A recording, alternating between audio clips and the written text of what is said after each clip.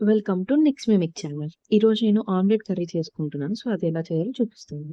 So, దానికి కావాల్సింది onion, పచ్చిమిర్చి, కరివేపాకు అండ్ టమాటో ప్యూరీస్ ముందుగా చేసి పెట్టుకున్నాను. ఆమ్లెట్ వేసుకొని దాన్ని పీసెస్‌గా కట్ చేసుకున్నాను. ఆయిల్ వేడెక్కగానే ఉద్దిపప్పు, ఆవాలు, జీలకర్ర, పచ్చిమిర్చి, కరివేపాకు, ఆనియన్ అది కొంచెం బాగా వేగగానే టమాటో ప్యూరీ ఏదైతే ముందుగా చేసుకున్నామో ఆ టమాటో ప్యూరీ దాంట్లోకి యాడ్ చేసుకొని జింజర్ గార్లిక్ పేస్ట్ అది కూడా యాడ్ చేసేసుకోండి. కొంచెం అది ఆయిల్ వదులుతుంది అన్నప్పుడు కొంచెం ధనియాల పొడి అండ్ మిరప్పొడి తగినంత మనం వేసుకొని అది కొంచెం ఆ పచ్చి వాసన ఏదైతే ఆ పొడికుంటదో అది మొత్తం పోయాక ఆమ్లెట్ మనం ముందుగా కట్ చేసి పెట్టుకున్నాం కదా!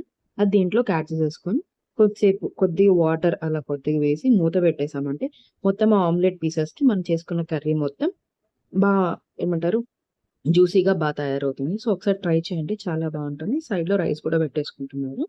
So, thank you so much for watching. కొంచెం సబ్స్క్రైబ్ చేసుకోవచ్చు కదా ఛానెల్‌ని.